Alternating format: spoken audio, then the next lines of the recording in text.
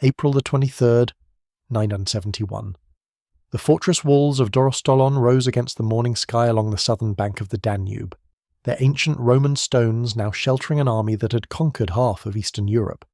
Inside those walls, Prince Sviatoslav Igorevich of the Kievan Rus prepared his warriors for a battle that would determine the fate of the Balkans. Outside, stretching across the plains like a gleaming river of steel, the Byzantine army of Emperor John I Tzimiskes assembled in perfect formation, their cataphracts mounted and ready, the morning sun catching on thousands of overlapping scales of armour. The clash that was about to unfold would pit two of medieval warfare's most formidable fighting systems against each other. The unstoppable force of Byzantine heavy cavalry, the cataphracts, masters of shock warfare who had dominated battlefields from Persia to the Mediterranean for centuries, against the immovable object of Viking shield walls, those dense formations of axe-wielding warriors who had terrorized Europe for 200 years. What neither side knew that morning was that this siege would become one of the most brutal confrontations of the medieval period, a 3-month ordeal of savage battles, desperate sallies, and grinding attrition that would ultimately decide the balance of power in Eastern Europe for generations to come. To understand how these two forces came to face each other on that spring morning in 971, we need to step back a few years and understand the man who led the Rus army. Sviatoslav Igorevich was no ordinary prince. Born around 942, he was the son of Prince Igor of Kiev and Princess Olga, grandson of the semi-legendary Rurik who founded the dynasty that would rule over the Rus for centuries.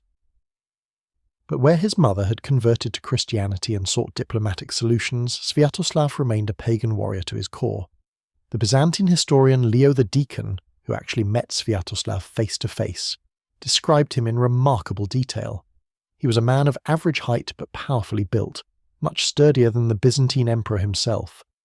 His head was completely shaved except for a single long lock of hair hanging from one side, a mark of noble lineage among the steppe peoples. He wore a wispy beard and a prominent bushy moustache. His eyes were bright and intense. He dressed in simple white garments that were cleaner than those of his men, though he looked little different from a common warrior. Most strikingly, he wore a single large gold earring adorned with 2 pearls and a red carbuncle gemstone. This was a man who embodied the fusion of Viking, Slavic and steppe warrior cultures that defined the Kievan Rus. From the moment Sviatoslav took real power around 962, he had done little but wage war. His campaigns were relentless, his ambitions boundless. Between 963 and 965, he had shattered the Khazar Empire, one of the most powerful states in Eastern Europe. The Khazars had controlled the lucrative trade routes along the Volga for centuries, collecting tolls and duties from merchants. Sviatoslav destroyed their fortress at Sarkel, razed their capital of Atil at the mouth of the Volga, and opened up those trade routes to Kievan control. Contemporary accounts describe the devastation in poetic terms. No grape or raisin remained, not a leaf on a branch in the Khazar lands after Sviatoslav's warriors passed through. He subdued the Volga Bulgars, forced the Ossetians and Circassians in the Caucasus to pay tribute, and brought numerous East Slavic tribes under his control. By the mid-960s, Sviatoslav ruled the largest state in Europe, stretching from the Baltic to the Black Sea, from the forests of the north to the steppes of the south. But Sviatoslav's ambitions didn't stop at the borders of the Kievan Rus. In 967 or 968, the Byzantine Emperor Nikephoros Phocas made what would prove to be a catastrophic diplomatic miscalculation. He sent emissaries to Sviatoslav with 15,000 pounds of gold, asking the Rus prince to attack Bulgaria. The Byzantines and Bulgarians had been rivals for centuries, and Nikephoros thought he could use the fierce Rus warriors as a convenient tool to weaken his Bulgarian enemies. What he didn't anticipate was that once Sviatoslav tasted the rich lands of the Balkans, he would have no intention of leaving. Sviatoslav assembled an army of 60,000 men, including thousands of Pecheneg mercenaries from the steppes, and sailed down the Danube. He met the Bulgarian ruler Boris II in battle and crushed his forces. Within months, Sviatoslav had conquered all of northern Bulgaria. But instead of taking his payment and returning home as the Byzantines expected, Sviatoslav moved his capital from Kiev to Pereyaslavetz on the Danube. He announced his intention to create a Russo-Bulgarian empire that would control the trade routes from the Baltic to the Mediterranean. The Byzantines realized too late what they had unleashed. Nikephoros Phocas tried to dislodge Sviatoslav by bribing the Pechenegs to attack Kiev while the prince was in Bulgaria. The strategy partially worked. In 968, the Pechenegs besieged Kiev, where Sviatoslav's mother Olga and his 3 young sons were trapped. Sviatoslav was forced to rush back with part of his army to drive off the siege. But after relieving Kiev and dividing his kingdom among his sons, Yaropolk in Kiev, Oleg in the Drevlian lands, and Vladimir in Novgorod, Sviatoslav immediately returned to Bulgaria. He had no interest in administration or peacetime rule. His passion was war, and the rich Balkans beckoned. By this time, Nikephoros Phocas was dead, murdered by his nephew John Tzimiskes, who seized the Byzantine throne in December 969. The new emperor was cut from different cloth than his predecessor. John Tzimiskes was a brilliant general, a charismatic leader, and a man who understood that diplomatic manipulation had failed. If the Rus were to be driven from Bulgaria, it would require military force. In 1970, Sviatoslav launched what he intended to be his decisive campaign. He marched south with an enormous army that included not just his Rus warriors, but also Pecheneg and Magyar auxiliaries, perhaps 30,000 men or more. His objective was nothing less than Constantinople itself. The campaign began well. Sviatoslav's forces swept through Thrace, but then they met the Byzantine army at Arcadiopolis. The Byzantines, led by the general Bardas Skleros, inflicted a crushing defeat on Sviatoslav's forces. The lightly armoured Persian Cavalry and Magyar horsemen, so effective on the open steppe, were massacred by Byzantine heavy cavalry and disciplined infantry. Thousands died in a single day. Sviatoslav, his dreams of conquering Constantinople shattered, withdrew back across the mountains into Bulgaria. He established his headquarters in the old Roman fortress of Dorostolon on the Danube, a strategic position that controlled the river crossing and provided a strong defensive position. There, he waited through the winter of 970 to 971, reorganizing his battered forces, reinforcing the garrison, and preparing for the Byzantine counter-offensive he knew would come. Emperor John Tzimiskes spent that same winter preparing as well. He assembled a formidable army. Contemporary sources suggest perhaps 30,000 men, though the actual number may have been somewhat smaller. But what mattered more than numbers was composition and quality. The core of the Byzantine army was its heavy cavalry, the cataphracts. These were the heirs to centuries of Roman and Persian military tradition, heavily armoured shock troops mounted on armoured horses. A Byzantine cataphract wore a conical helmet topped with a tuft of horsehair dyed in his unit's colour. The helmet was often complemented by mail armour covering the throat, neck and shoulders, and sometimes extending to cover part or all of the face.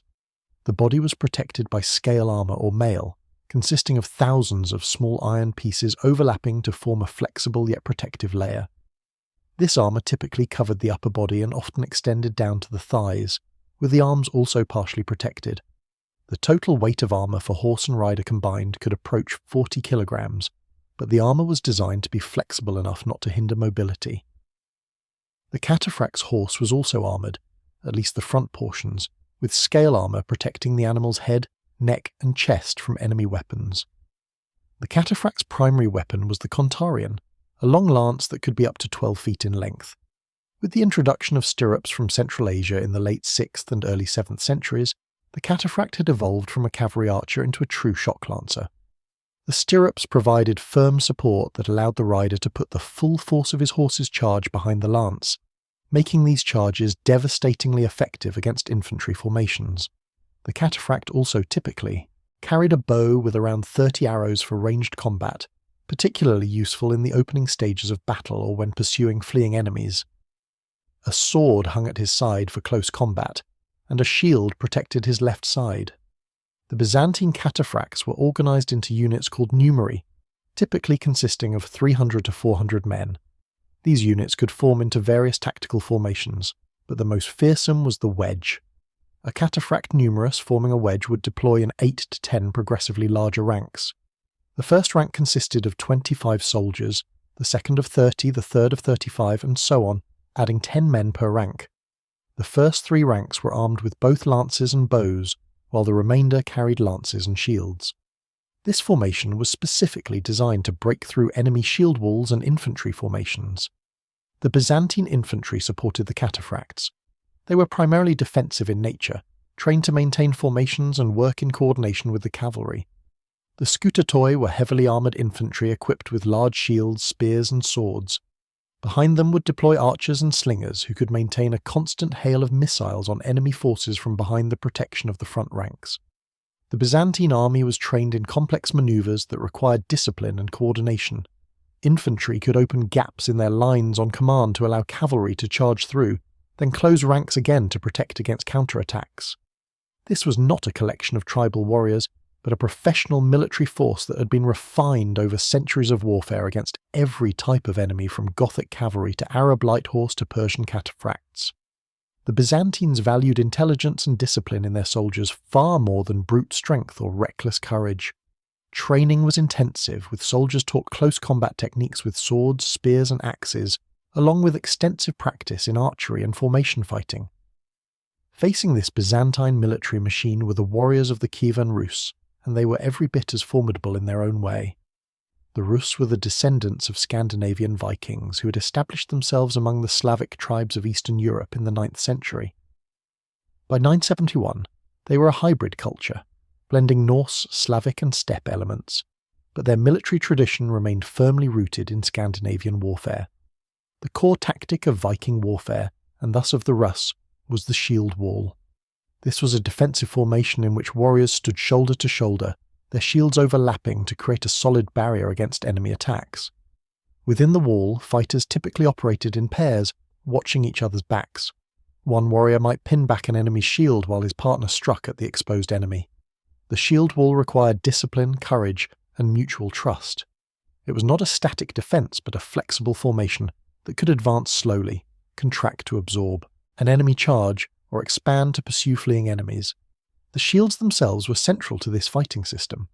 Round wooden shields, typically 80 to 90 centimetres in diameter, were constructed from pine or linden wood planks.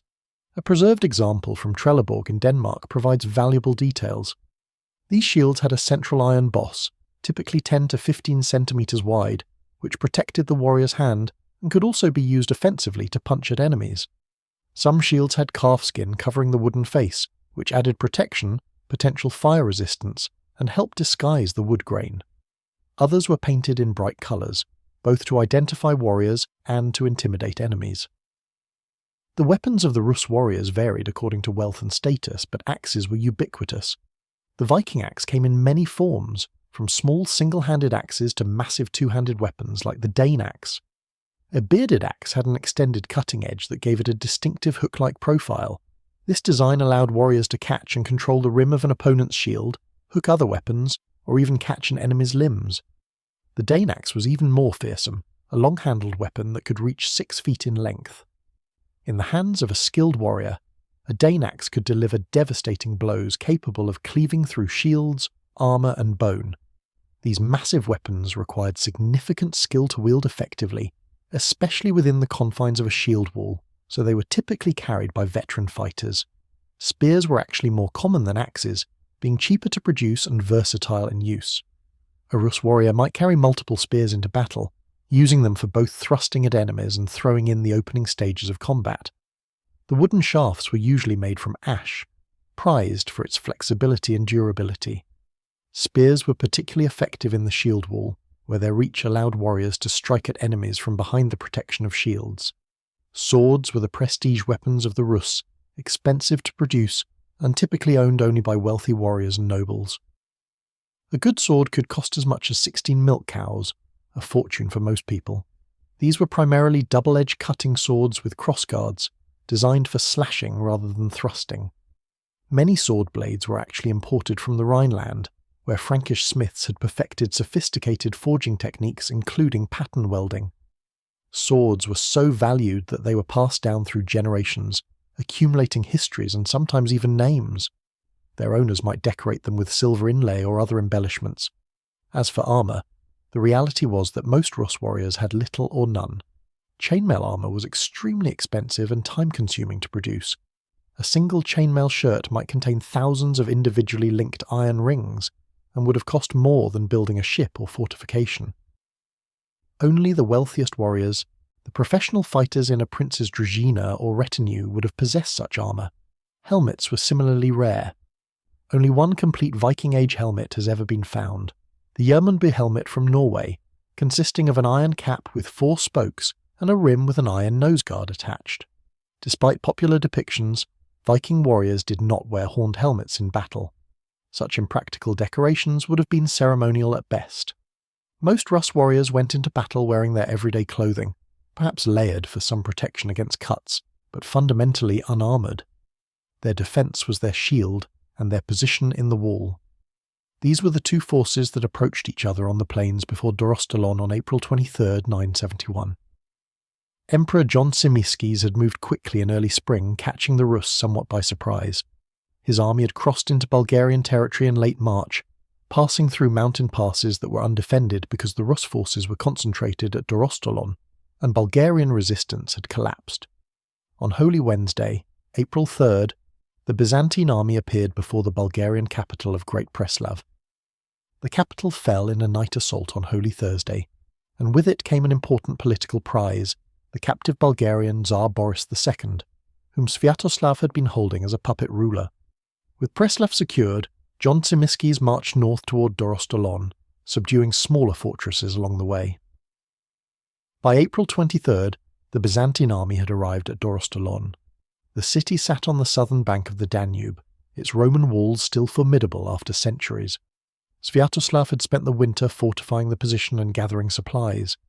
His army, though reduced from its peak strength of 60,000 to perhaps 30,000 men after the disasters of the previous year, was still a significant force, and these were not the Pecheneg and Magyar auxiliaries who had broken at Arcadiopolis. These were Sviatoslav's core Rus warriors, men who had fought with him for years, who had destroyed the Khazar Empire and conquered half the Balkans. These were professional soldiers with a reputation for ferocity and stubbornness that stretched across Europe. The Byzantine chroniclers who recorded the campaign noted that when the Byzantine army approached Dorostalon, they found the Rus army deployed on a field before the city, ready for battle. Sviatoslav had not chosen to remain behind the walls. He wanted to meet the Byzantine challenge in open combat. It was a calculated risk. The Rus excelled in infantry combat, particularly in the defensive shield wall, but fighting in the open meant they would have to face the Byzantine cataphracts, the most devastating heavy cavalry in the medieval world. The Rus formed their traditional battle line, a long shield wall of warriors standing shoulder to shoulder, shields overlapping, spears bristling forward, axes ready. Behind the front rank stood additional ranks of warriors who could step forward to replace casualties or add weight to the line. The Rus battle line was described by the chroniclers as moving like a single entity, warriors chanting and roaring to build their courage and intimidate their enemies. This was what the Rus did best. They would plant themselves in position and dare any enemy to try to break them. Emperor John Tzimiskes deployed his forces with the tactical sophistication that came from centuries of Byzantine military doctrine. His infantry formed the centre of his line, skoutatoi with their large shields creating a solid defensive formation. On both wings, he placed his heavy cataphract cavalry, hundreds of armoured horsemen ready to charge. Behind the infantry, in a second line, he positioned archers and slingers, who were instructed to maintain a constant hail of missiles on the enemy, as long as they were in range. The emperor himself took a position where he could observe the entire battlefield and send orders as needed. By shortly after midday, the two forces were drawn up opposite one another. The spring sun gleamed off Byzantine armour and Rus shields. The distance between the armies narrowed. Then the Rus began to move. The chroniclers described their advance with a long, drawn-out battle roar, a terrifying sound that echoed across the plain. The shield wall moved forward, not running but advancing at a steady pace, maintaining formation. This was the moment of truth. As the Rus came within range, the Byzantine archers and slingers opened fire. Arrows and stones arced through the air, falling among the advancing Rus. Men dropped, struck by missiles, but the shield wall did not waver. The wounded were pulled back or pushed aside, and the formation continued forward. At the initial clash, the Romans, as the Byzantines still called themselves, were able to halt the Rus advance. The Byzantine infantry, fighting in their own disciplined formations, met the Rus shield wall with determination. At one or two points, the Byzantines even managed to break through the densely packed mass of Rus warriors. But the Rus were veterans of countless battles. They quickly regrouped, closed the gaps, and re-established their shield wall. The battle lines moved back and forth for more than an hour. The noise must have been tremendous, the clash of iron on wood, the screams of wounded men, the roar of warriors calling encouragement to their comrades or curses at their enemies. The spring ground was churned to mud, slippery with blood. Neither side could gain a decisive advantage. Finally exhausted, both armies fell back and regrouped, preparing for a fresh assault. Again the armies clashed, and again the Byzantine forces were able to halt the Russian charge. They even managed to push the Rus line back some distance, but the shield wall would not break. This was what made the Rus such fearsome opponents. They could absorb punishment that would shatter other armies and keep fighting. Individual courage was celebrated in their culture, but so was the collective strength of warriors standing together. To break from the shield wall was unthinkable shame. To hold one's position while comrades fell around you was the highest honour. The day wore on with no decisive result. The battle had become a bloody stalemate. Neither side could break the other. Finally, as the sun began to set, both armies disengaged. The Rus withdrew into Dorostolon, and the Byzantines established their camp on the plain. The first battle was over, but it had settled nothing. The siege had begun. Emperor John Tzimiskes was not discouraged. He had not expected to break the Rus in a single day. His strategy was to use the Byzantine advantages in siege warfare and logistics. He ordered his engineers to construct siege engines, towers and catapults that could batter the walls of Dorostolon. More importantly, he summoned the Byzantine fleet, 300 ships, equipped with the feared Greek fire, a napalm-like incendiary weapon that could burn even on water, sailed down the Danube. These ships would blockade Dorostolon from the river, completing the encirclement of the Rus army. Now Sviatoslav faced a grim reality. His army was trapped. The Byzantines controlled the land approaches, and the fleet controlled the Danube. Supplies within Dorostolon were substantial, but not infinite. If the siege dragged on, starvation would become a threat. Sviatoslav's only hope was to break the Byzantine siege before his supplies ran out, or his warriors lost morale. Over the following weeks, the Rus launched a series of sallies, attempting to surprise the Byzantine besiegers and break their encirclement. These were not desperate, disorganized rushes, but calculated military operations. The Rus would wait for moments of Byzantine inattention or weakness, then surge out of the city gates in tight formation, strike hard at a specific target, Byzantine siege engines or a section of the siege lines, and then withdraw before the full Byzantine army could respond. These sallies led to fierce combat. The Byzantines recorded epic individual duels between elite warriors from both sides. On April 26th, a warrior named Sveneld, third in rank in the Rus hierarchy after Sviatoslav himself, was killed by a Byzantine soldier. The death of such a high-ranking warrior caused panic among his followers, but Sviatoslav rallied his men and continued the fight. On July 19th, the Byzantine general John Kourkouas, a relative of the emperor himself, fell in battle outside the walls. The Rus, in a gesture of brutal psychological warfare, severed his head and displayed it from one of the city towers. Then came the death of Ikmor, the second most important military leader in Sviatoslav's army. He was killed by a warrior named Animas, the son of the last Cretan emir. This was personal for Animas. Ikmor had killed his father during the Byzantine siege of Crete years earlier. Now, before the walls of Dorostolon, the son had his revenge. The loss of Ikmor was a severe blow to the Rus command structure. As spring turned to summer, conditions inside Dorostolon deteriorated. The Byzantine siege engines pounded the walls day and night. The naval blockade prevented any supplies from reaching the city via the Danube. Byzantine patrols intercepted any attempts to forage in the surrounding countryside. The Rus had stockpiled food, but 30,000 men consume enormous quantities every day. Gradually, inevitably, starvation began to set in. The Rus, desperate to appease their gods and change their fortunes, resorted to grim measures. They drowned children and prisoners in the Danube as sacrifices, hoping their pagan deities would grant them victory. The sacrifices did not improve their position. At one point during the siege, approximately 2,000 Rus warriors managed to slip out of Dorostolon during the night in their small boats, evading the Byzantine naval blockade through local knowledge of the river. Their mission was to find supplies. They succeeded, locating food in the surrounding countryside. On their way back to Dorostolon, loaded with supplies, They encountered some Byzantine cavalry watering their horses at the river. The Rus ambushed them, killing many in a brief savage fight. This small victory, one of the few bright spots for the Rus during the siege, buoyed their spirits temporarily.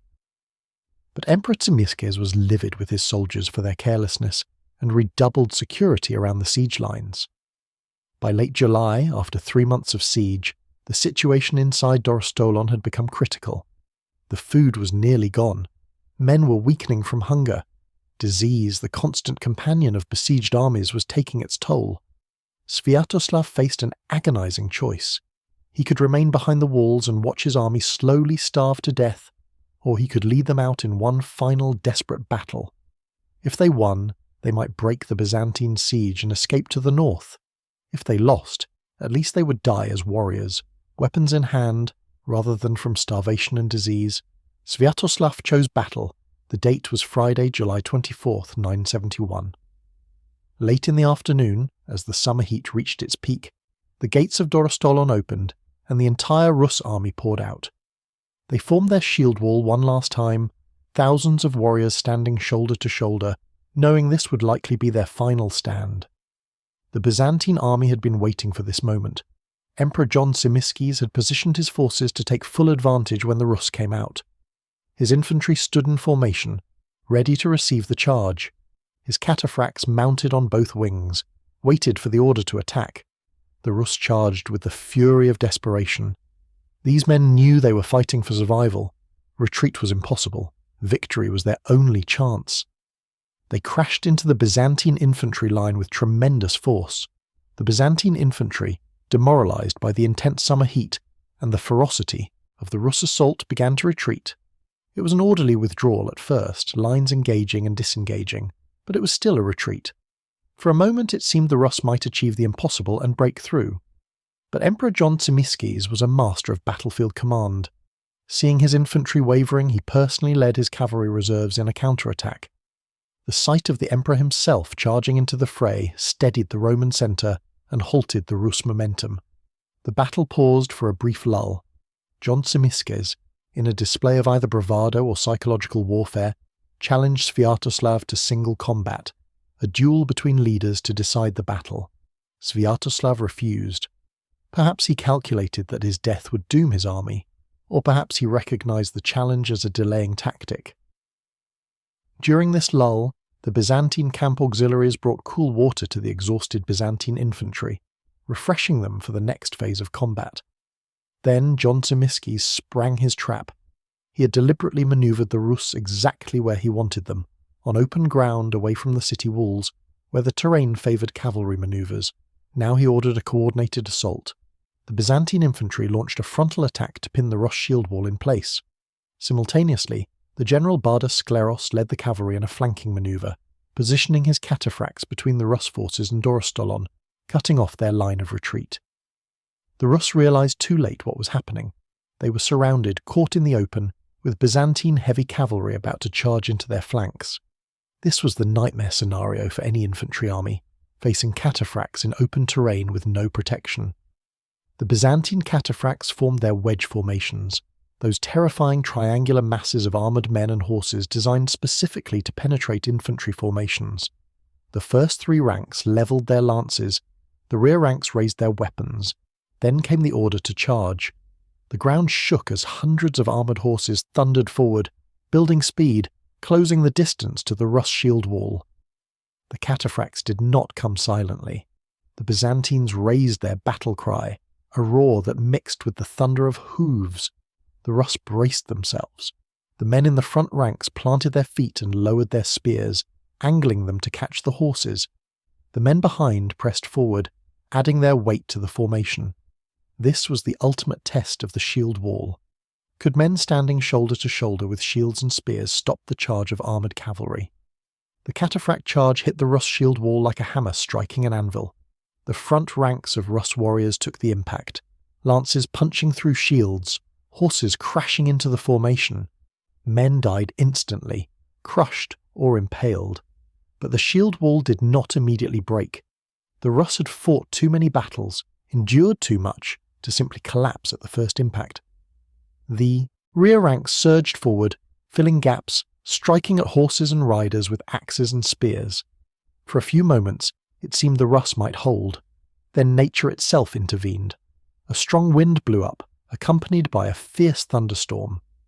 Such summer storms were common in the region, but their timing was catastrophic for the Rus. The wind blew directly into their faces, driving rain and dust into their eyes, making it nearly impossible to see the enemy or maintain coordination. The Byzantine chroniclers reported that eyewitnesses saw a rider on a white horse appear in the centre of the Roman lines and lead a charge that smashed through the Russian shield wall. Later stories identified this rider as Saint Theodore Stratoletes, the emperor's patron saint and a major military saint in the Byzantine Church, appearing miraculously to ensure Roman victory. In reality, it was almost certainly Emperor John Tzimiskes himself, leading his elite guard cavalry in a final assault. The emperor and his cataphracts exploited the confusion caused by the storm, crashing into the weakened sections of the Rus line where the earlier fighting had taken the heaviest toll. Under the combined pressure of the storm, the flanking cavalry, and the frontal assault, the Rus shield wall finally broke. Once the formation shattered, the battle became a massacre. Cataphracts pursuing fleeing infantry have an overwhelming advantage. Horsemen can ride down foot soldiers with ease, lances and swords striking at defenceless backs. The Rus warriors tried to retreat to Dorostolon, but the Byzantine cavalry was between them and the city. Hundreds, perhaps thousands, were cut down in the pursuit. Some Rus warriors managed to reach the safety of the city walls, but the cost had been catastrophic. The Byzantine sources claimed that only 22,000 of the original 60,000-man army that Sviatoslav had brought to Bulgaria in 968 still survived by the end of this final battle.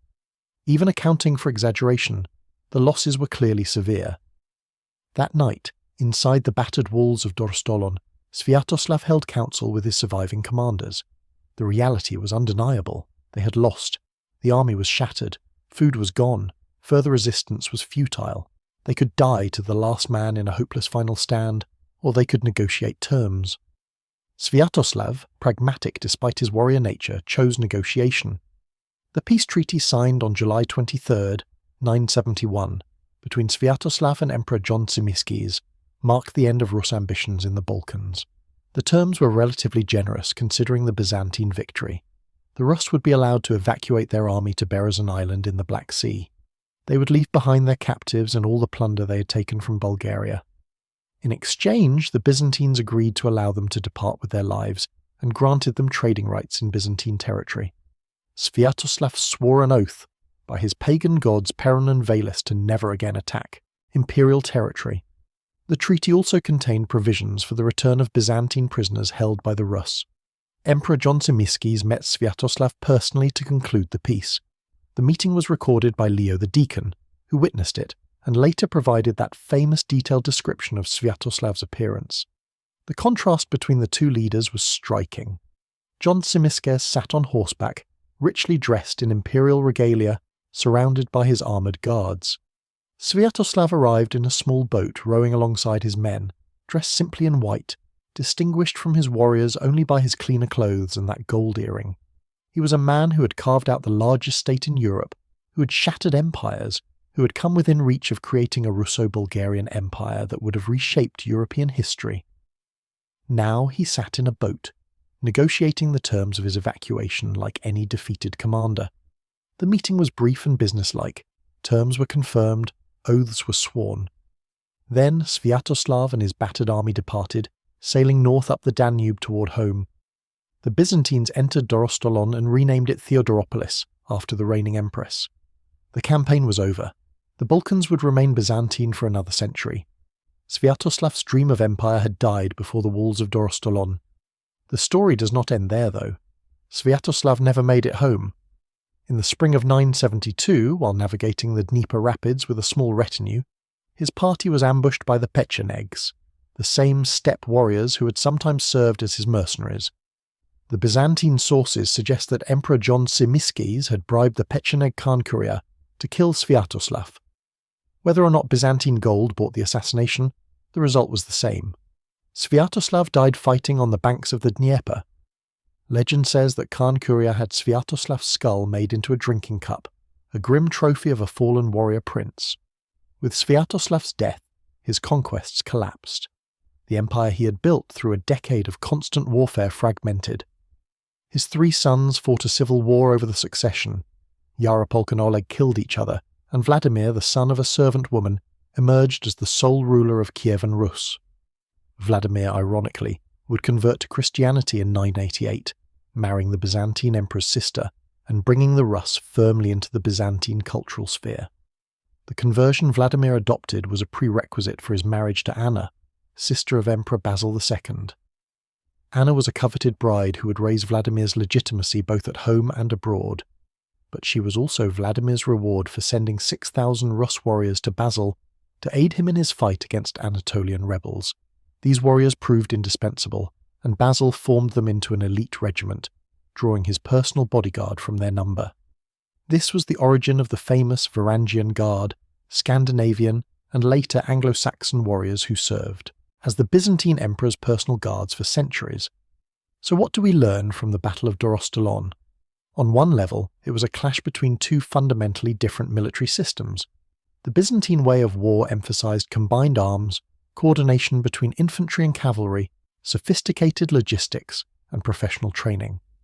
Their cataphracts were the product of centuries of military evolution, a synthesis of Roman discipline, Persian shock tactics, and steppe mobility. They were expensive to equip and train, but devastating when properly employed. The Rus way of war emphasized individual courage, collective solidarity in the shield wall, and ferocious close combat. Their warriors were trained from youth in the use of axe, spear, and shield. They excelled at defensive warfare and could absorb tremendous casualties without breaking. But they lacked the tactical flexibility of the Byzantines, the ability to coordinate complex movements between different types of units, and the logistical sophistication to sustain long campaigns in hostile territory. The battle also demonstrated the critical importance of cavalry against infantry in open terrain. The Rus shield wall was nearly invincible in favourable terrain, forests, mountains, urban environments, or anywhere cavalry could not effectively manoeuvre. But on the open plains before Dorostolon, facing coordinated charges by cataphracts, even the legendary stubbornness of Rus warriors was not enough. Once the shield wall broke, the battle became a slaughter. Cavalry pursuing fleeing infantry has an overwhelming advantage, and the Rus paid the price. Yet we should not see this as a simple story of cavalry superiority over infantry. Earlier in the siege, during the initial clashes, the Rus shield wall had held firm against Byzantine attacks. The critical factor was not just the cataphract charge, but the combination of factors: the storm that blinded the Rus, the flanking manoeuvre that cut off their retreat, the exhaustion from months of siege, the psychological impact of starvation and disease. The Byzantines won not through a single decisive factor, but through systematic application of all their advantages: logistics, siege warfare, naval blockade, and finally tactical superiority in open battle. The human cost of the campaign was staggering.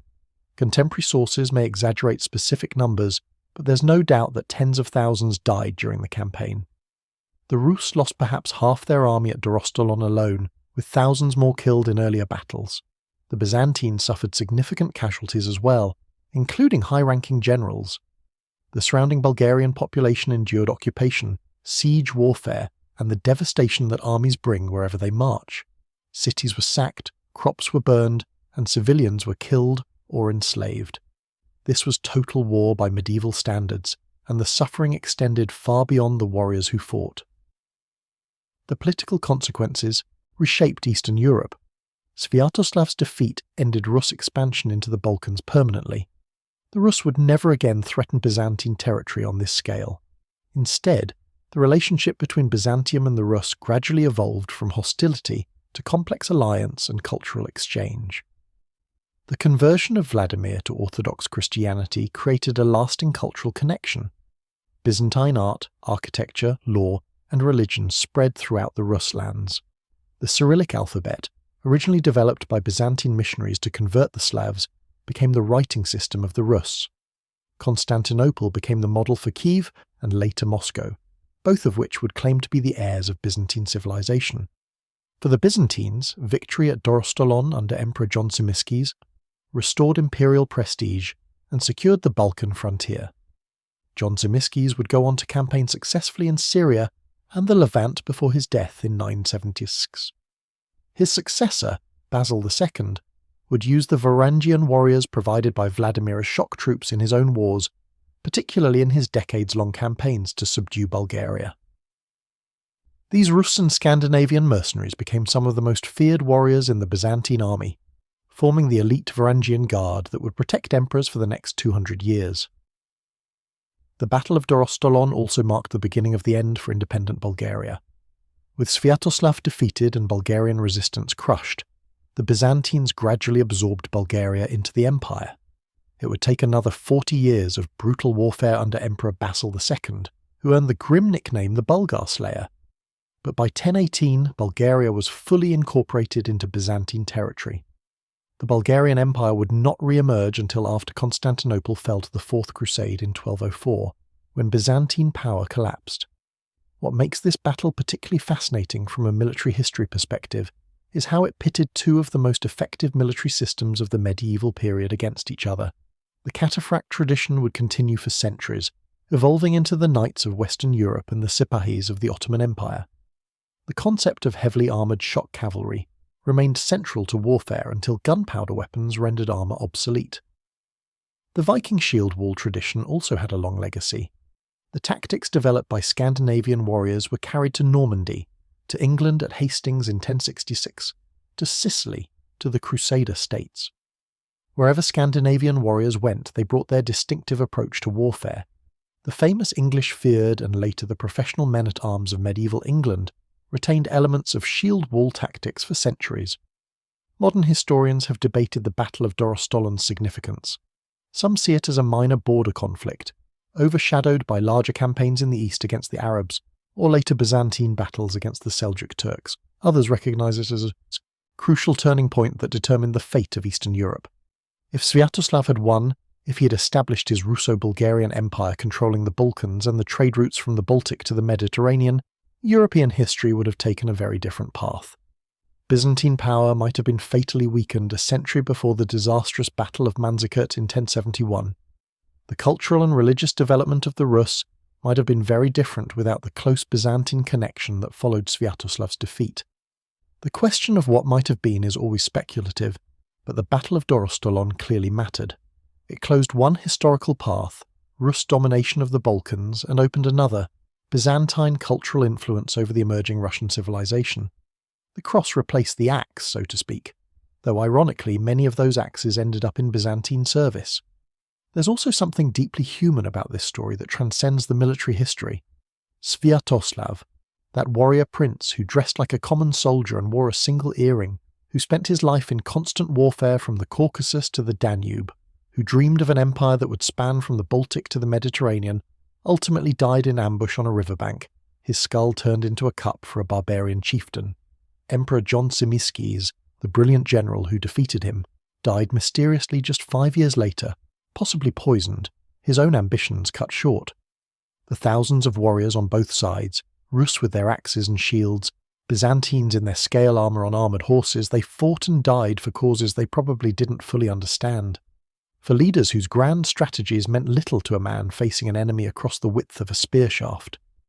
War, we're reminded, is ultimately about individuals, their courage, their fear, their pain.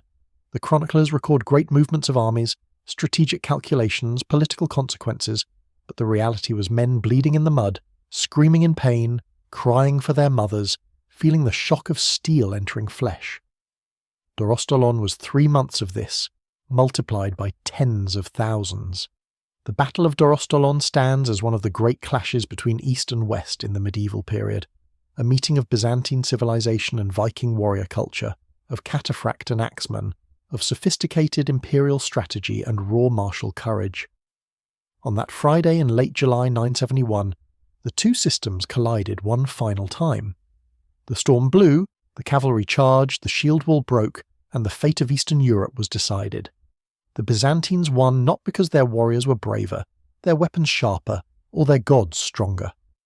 They won because their system was more flexible, their logistics more sophisticated, their tactics more adaptable to the situation. They could besiege cities, fight on open plains, coordinate complex military operations over vast distances. The Rus, for all their courage and tenacity, lacked these advantages. Sviatoslav had built his empire through force of personality and the raw fighting power of his warriors. But empires built on personal prowess alone are vulnerable. When the shield wall finally broke before Dorostalon, the empire broke with it. The lesson, if there is one, is that in the long run, systems matter more than heroes. Institutions, training, logistics, coordination, all the unglamorous aspects of military organisation ultimately trump individual courage and martial skill. The Rus warriors at Dorostalon were every bit as brave as their reputation suggested. They endured months of siege, starvation, and disease. They fought to the last in a hopeless final battle. But bravery alone was not enough. In the end, the day the Byzantine cataphracts met Viking axes at Dorostalon was the day two worlds collided, and one of them blinked. The axes fell, the cavalry charged, the thunder rolled across the plains, and when it was over, the Rus' dream of a Balkan empire lay shattered in the mud along with thousands of bodies. Sviatoslav sailed north, defeated but alive, back toward a home he would never reach. John Tsimiskas entered Dorostalon in triumph, securing the Balkan frontier for another generation. And in the long sweep of history, the battle ensured that Eastern Europe would develop within the Byzantine cultural sphere, that Orthodox Christianity would spread north and east, that the eventual Russian Empire would see itself as the Third Rome, heir to Byzantine traditions. All of this flowed, at least in part, from that summer day in 971, when the shield wall broke and the cataphracts thundered through. The storm passed, the dead were buried, and history moved on. But for those who fought there, for those who heard the distinctive roar of the Byzantine battle cry and the thunder of armoured hooves, for those who felt their shields splinter under the impact of lance points, that day was everything. That day was the end of dreams and the beginning of nightmares.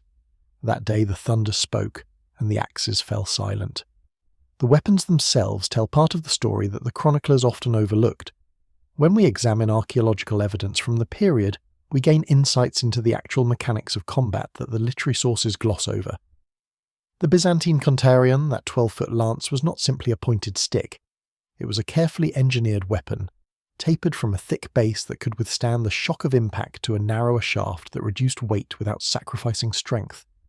The lance head was typically leaf-shaped, designed to penetrate mail and scale armour. The socket that attached the head to the shaft was reinforced to prevent the head from breaking off on impact. A small crossbar or vanplate near the grip prevented the weapon from penetrating too deeply into an enemy, which could result in the lance becoming stuck and the rider losing his primary weapon.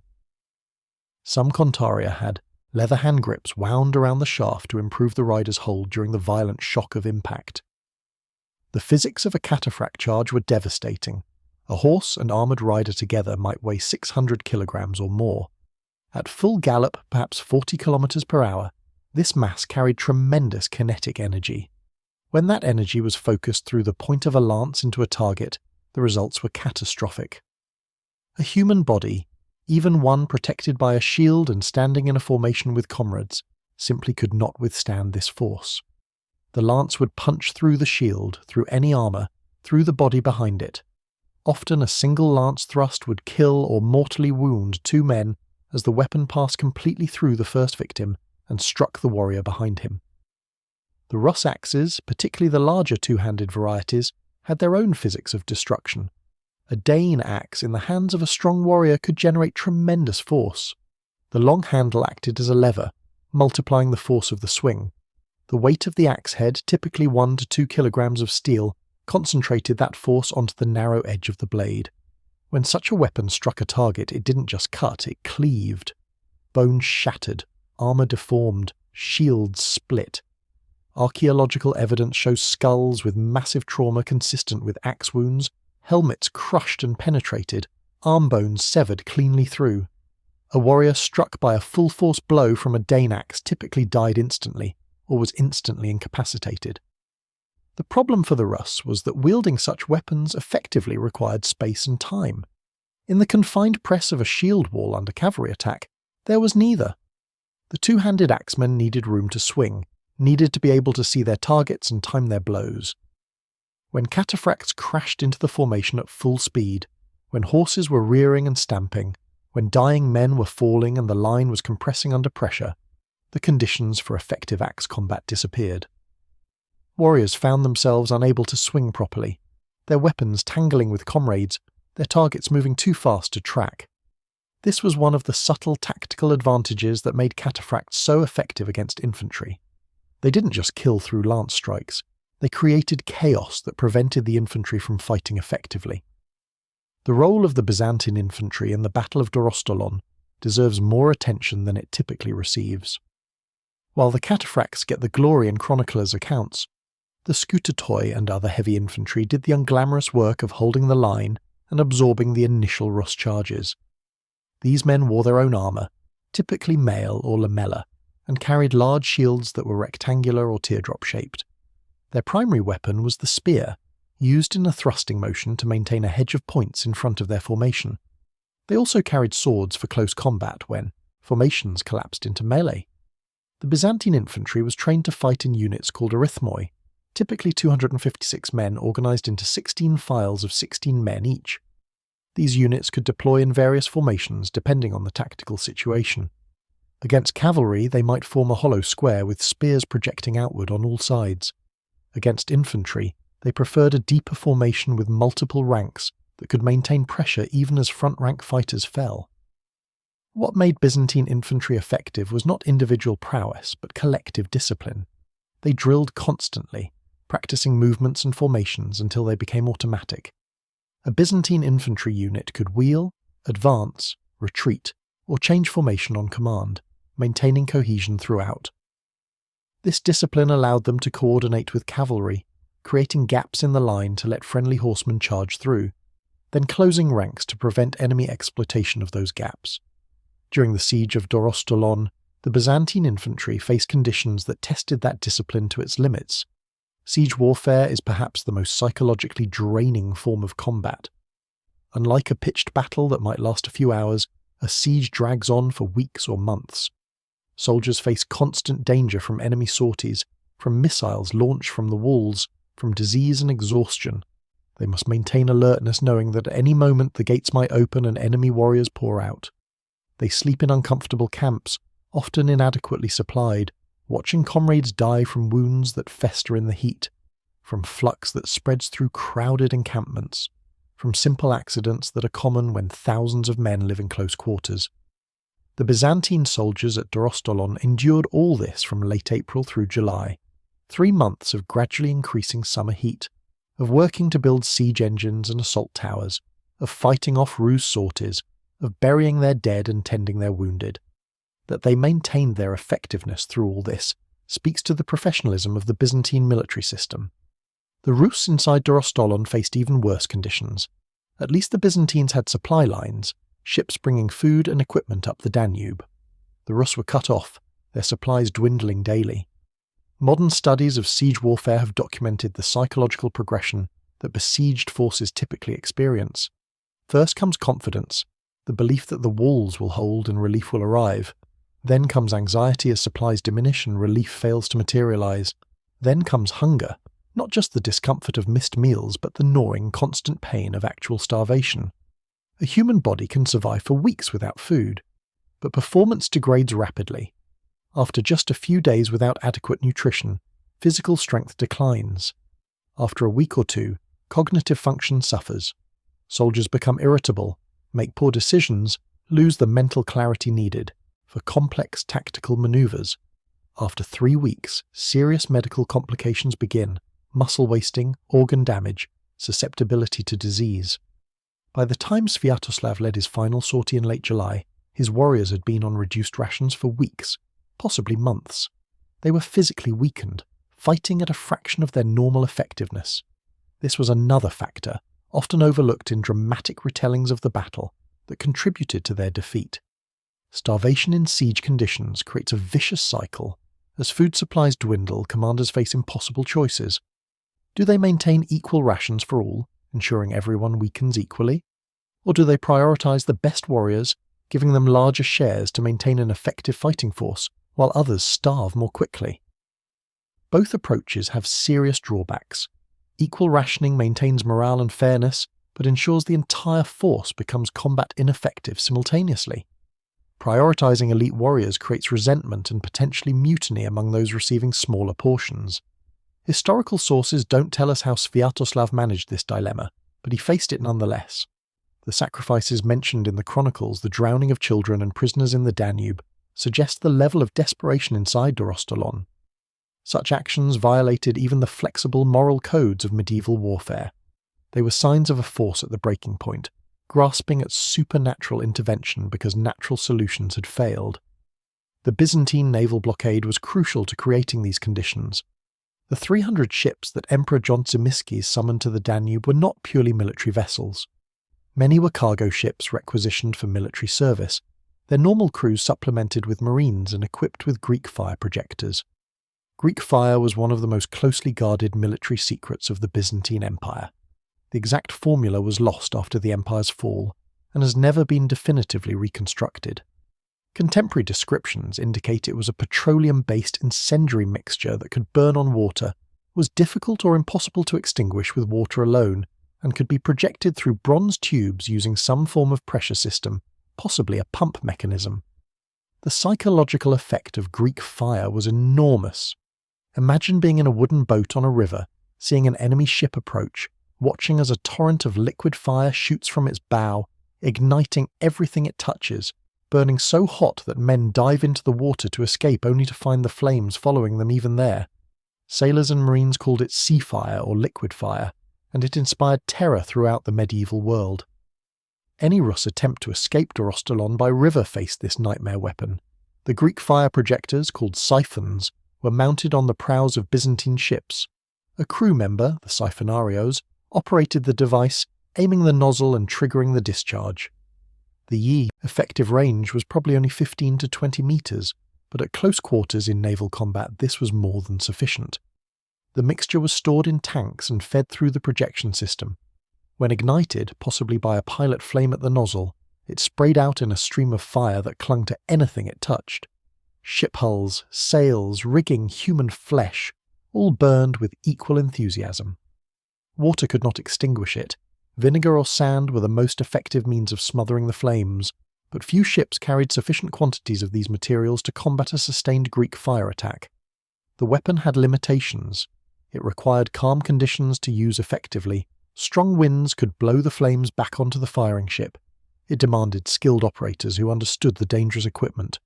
The mixture was expensive to produce and stockpile. But when conditions allowed its employment, Greek fire was devastating. The presence of these ships on the Danube meant the Rus could not escape, could not resupply, could not be reinforced.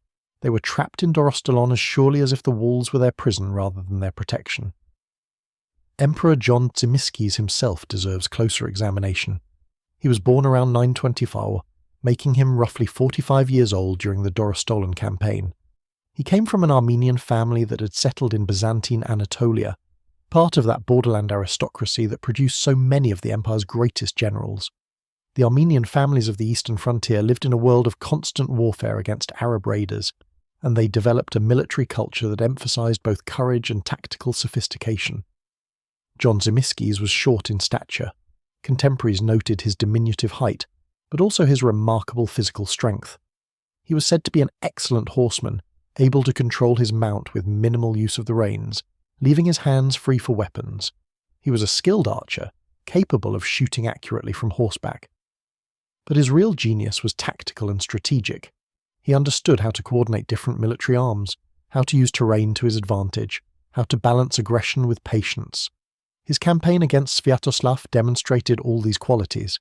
He moved quickly in the spring, catching the Rus before they could disperse or fortify additional strongholds. He secured the Bulgarian capital first, gaining both a political prize in the captive Tsar Boris and eliminating any possibility of Bulgarian support for the Rus.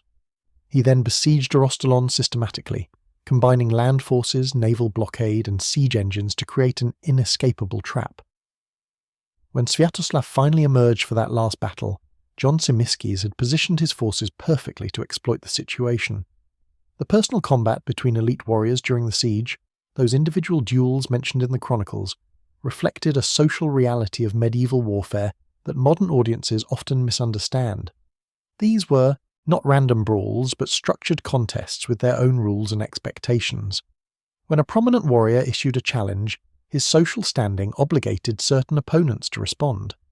To refuse such a challenge was to lose face, to appear cowardly in front of your own men. The duel served multiple functions. They provided entertainment and morale boosts for both armies, breaking the monotony of siege warfare. They allowed warriors to gain personal glory and demonstrate their prowess. They sometimes settled disputes without requiring general battle. The death of Ikmor, Sviatoslav's second-in-command, in single combat with Animus, was a significant event not just because it deprived the Rus of a capable leader, but because it demonstrated that the Byzantines could match Rus warriors in individual combat. The chronicles emphasize that Animus was avenging his father's death, adding a personal revenge narrative to the story. Whether this detail is historical or legendary, it served to humanize the conflict, to show that this was not just a clash of armies, but of individuals with their own motivations and histories. The role of religion in the campaign should not be underestimated, though modern secular historians sometimes downplay it. For the Byzantines, this was more than a territorial conflict. It was a defense of Christian civilization against pagan invaders. Emperor John Tzimiskes deliberately emphasized the religious dimension. He portrayed himself as God's instrument, bringing divine judgment against the heathens.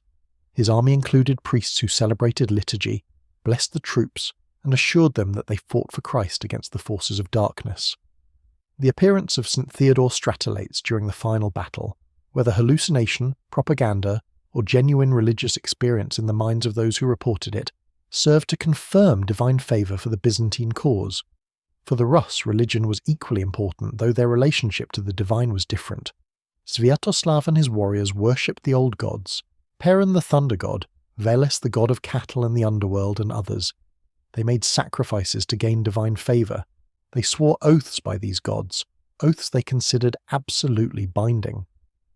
When Sviatoslav swore by Perun and Veles never to attack Byzantine territory again, he was making a commitment that his pagan worldview demanded he honour. The fact that he died before he could potentially violate this oath is convenient from a mythological perspective.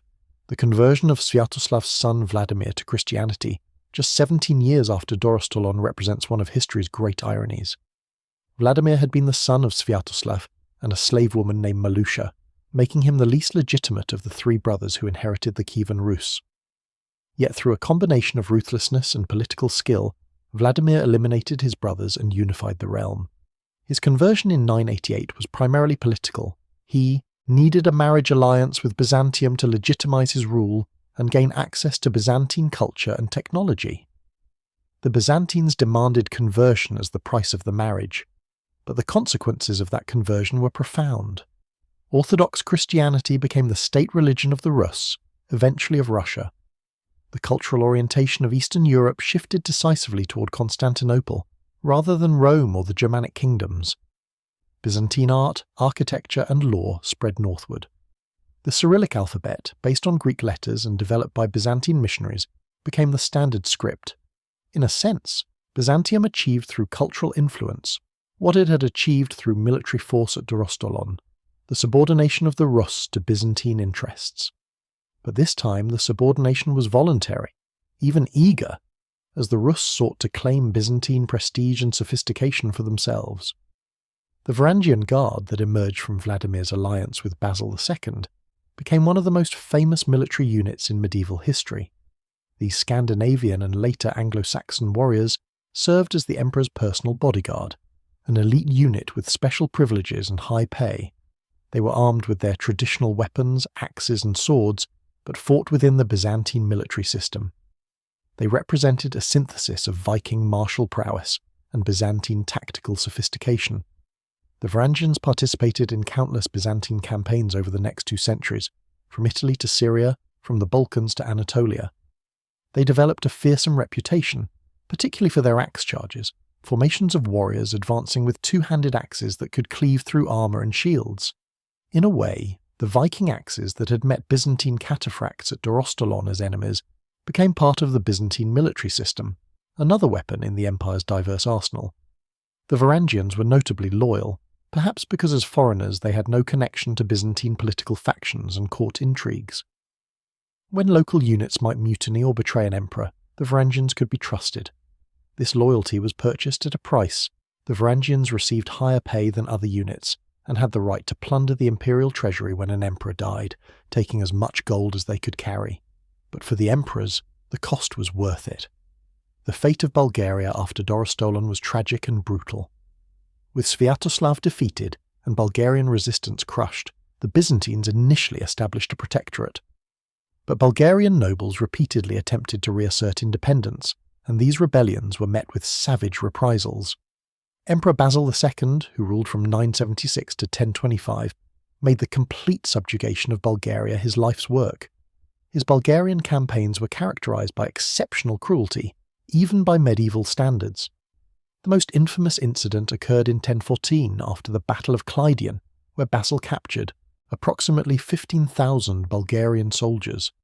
Rather than execute them or ransom them, Basil ordered them blinded, leaving only one man in every 100 with a single eye to lead the others home. This mass blinding was a calculated act of terror, designed to break Bulgarian resistance through psychological trauma. When the blind soldiers returned home, led by their partially sighted guides, the sight of them supposedly caused Bulgarian Tsar Samuel to die of shock. Whether this story is literally true or Byzantine propaganda, it illustrates the level of brutality that characterized the final subjugation of Bulgaria. By 1018, Bulgarian independence was completely extinguished, not to be restored until after the Fourth Crusade in 1204 shattered Byzantine power. The military lessons of Dorostolon were studied by Byzantine commanders for generations. The campaign demonstrated the effectiveness of combined arms warfare, the coordination of infantry, cavalry, siege engines, and naval forces to achieve overwhelming superiority. It showed the importance of logistics and supply, how the side with better supply lines and the ability to sustain forces in the field indefinitely has an enormous advantage. It reinforced the value of professional trained military forces over tribal warriors, no matter how brave. These lessons were incorporated into Byzantine military manuals, particularly the Strategikon and later tactical treatises. These manuals, remarkable documents that show the sophistication of Byzantine military thought, covered everything from march formations to camp organization to psychological warfare to veterinary medicine for horses. They emphasize flexibility, adaptation to enemy tactics, avoidance of unnecessary risks, and thorough preparation. The Byzantine way of war was fundamentally about systematic application of force, finding and exploiting enemy weaknesses, and using superior organization to overcome opponents who might be individually braver or more skilled. For the Rus and later Russian military tradition, Dorostolon became a cautionary tale. It taught that courage alone was insufficient, that technological and organizational sophistication mattered, that logistics could be more important than tactics. These were painful lessons, learned through catastrophic defeat. But Russian military thinkers eventually absorbed them. The armies of Muscovy and later Imperial Russia would develop their own sophisticated combined arms doctrine, their own emphasis on logistics and preparation, their own recognition that modern warfare required more than just brave men with weapons. The transformation took centuries, but the seeds were planted in part by the disaster at Dorostolon, where the limitations of the warrior ethos became brutally apparent. Interestingly, Russian historians and chroniclers tended to de-emphasize Sviatoslav's defeat, focusing instead on his earlier victories against the Khazars and his personal courage. The primary chronicle, the main Russian source for the period, portrays Sviatoslav as a heroic warrior prince undone by circumstance, rather than as a leader whose strategic overreach led to disaster. This is typical of national historiography, which emphasizes victories and explains defeats as tragic accidents rather than systemic failures. The archaeological evidence from Dorostolon and similar sites provides crucial context that literary sources miss. Excavations in the region have uncovered mass graves from the period, containing bones that show trauma consistent with weapons of the era. Skulls crushed by axes or maces, ribs pierced by arrows or spears, limbs severed by sword cuts. These remains tell stories of violence and suffering that the chronicles, with their focus on heroes and grand strategies, often overlook. Modern forensic analysis can determine age at death, general health, old healed injuries that indicate veteran warriors, and the nature of fatal wounds. Such analysis reveals that many warriors on both sides were young, in their 20s or even teens, not the grizzled veterans of popular imagination. It shows that death in battle was often neither quick nor heroic, but resulted from blood loss, shock, or infection from wounds. it reminds us that behind every statistic, every number of casualties mentioned in chronicles, were individual human beings who died in pain and fear, far from home. The remains of horses are equally telling, showing that Byzantine cataphracts' mounts were indeed protected by armour, but that this armour did not make them invulnerable. Many horses show leg injuries, the inevitable target for infantry trying to bring down cavalry. A horse with a severed leg tendon will fall immediately, throwing its rider and eliminating the cavalry advantage. Rus warriors armed with axes and spears would have targeted horses' legs systematically, knowing this was their best chance against mounted opponents. The broader geopolitical context of the Dorostolon campaign helps explain why both sides committed so fully to this conflict. For the Byzantine Empire in the late 10th century, the Balkans were crucial territory, both strategically and economically. The region provided military recruitment, with Bulgarian and Thracian soldiers forming significant portions of the Byzantine army. It offered agricultural production that helped feed Constantinople's enormous population. Most importantly, it was the buffer between the imperial heartland and threats from the north, whether steppe nomads, Slavic tribes, or in this case, the Rus. If Sviatoslav had succeeded in establishing permanent control over Bulgaria, he would have positioned himself to threaten Constantinople directly, to interdict trade routes, to raid into wealthy Byzantine provinces. The Byzantines could not allow this, which is why Emperor John Tzimiskes committed his main army to the campaign despite ongoing conflicts on other frontiers. For Sviatoslav, the Balkans represented wealth, prestige, and strategic depth. The Kievan Rus was fundamentally a trading state, its economy based on controlling river routes along which furs, slaves, and other goods moved from the northern forests to the markets of Constantinople and the Muslim world. Permanent possession of the lower Danube would have given the Rus control over additional trade routes and access to the rich cities of the Balkans. It would have transformed the Rus from a northern forest power to a major Mediterranean player. The stakes, in other words, were existential for both sides. This was not a border skirmish, but a clash over the fundamental structure of power in Eastern Europe. The human dimension of such conflicts is often lost in strategic analysis, but it matters. Consider a young Rus warrior, perhaps 20 years old, who had followed Sviatoslav south from Kiev with dreams of glory and plunder. He had fought well in the initial campaigns, survived the disaster at Arcadiopolis, endured the terrible winter of 970 to 971, and then found himself trapped in Dorostolon as the Byzantine siege tightened. As weeks turned to months, as food grew scarce, as comrades died from wounds and disease, as the realization slowly dawned that there would be no relief, no escape, no victory, what did he think? Did he curse Sviatoslav for leading them into this trap? Did he pray to Perun and Veles for deliverance? Did he think of family back in Kiev or Novgorod, whom he would likely never see again? And then, on that final day when the gates opened and the army marched out for one last desperate battle, knowing that survival was unlikely, finding within himself the courage to maintain his place in the shield wall, to face the Byzantine cavalry charge, to die among his comrades rather than alone, what can we say about such a man except that he deserves to be remembered as more than a casualty statistic? Or consider a Byzantine cataphract, perhaps the son of an Armenian military family from the eastern frontier, who had trained since childhood in horsemanship and warfare. He had participated in campaigns against Arab raiders, had proven his courage and earned his place in an elite cavalry unit. Now he found himself outside Dorostolon, preparing for a charge against an enemy famous for their stubbornness in defence. He knew the risks. Cavalry charging into prepared infantry faced terrible dangers. Horses can balk at the last moment, refusing to crash into a wall of spears. Riders can be pulled from their mounts by desperate enemies. Even if the charge succeeds, close combat in the press of struggling men and horses is chaos where anything can happen. But he also trusted his training, his armour, his comrades. When the order came to charge, he would lower his lance, apply his spurs and ride toward the enemy, trusting that speed, mass and faith would carry him through. If he survived Dorostolon, he might return home a hero, with plunder and glory. If he died, the priests assured him that death in defence of Christian civilization meant salvation. What else could a warrior ask for?